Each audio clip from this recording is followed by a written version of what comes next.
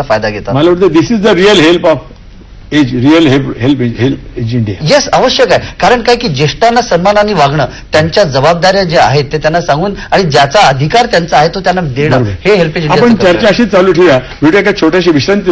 आपण मात्र प्रेक्षक टीव्ही समोर आणि टेलिफोनजवळ असेच बसून राहा. उत्तराधार कार्यक्रमात आपलं परत एकदा स्वागत. ज्यामध्ये थोडं उशिरा कार्यक्रम पाहायला सुरुवात केली असेल त्यांच्यासाठी दूरध्वनी परत सांगतोय, आपण कृपया नोंद करून घ्या. आमचे नंबर असेल 24908050, 24988050 आणि मुंबई बाहेरच्या प्रेक्षकांनी आधी 022 लावायचे आहे. तर मॅडमला मला विचारायचं आहे की हु इज ओल्ड, वृद्धत्वाची व्याख्या काय सांगाल? आता आपल्याला जनरली असं वाटतं की वयानुसार 60 वर्षावरील माणूस हा वृद्ध असतो आणि आपल्या घटनेनुसार पण आपल्याला त्याच्यामध्ये लिहिलेलं आहे की 60 वर्षाच्या वरील माणूस हा वृद्ध आहे. तर जेरंटॉलॉजीमध्ये जसं ह्यांनी म्हटलं की संकल्पना एक आहे की यंग ओल्ड आहेत, मिडल ओल्ड आहेत आणि ओल्ड ओल्ड आहेत.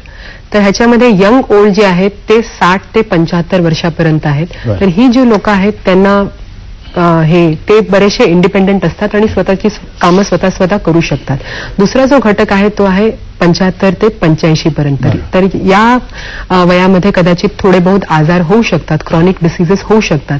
आणि तिसरा जो घटक आहे तो 85च्या वरचा आहे. तर ह्याच्यामध्ये कदाचित लोक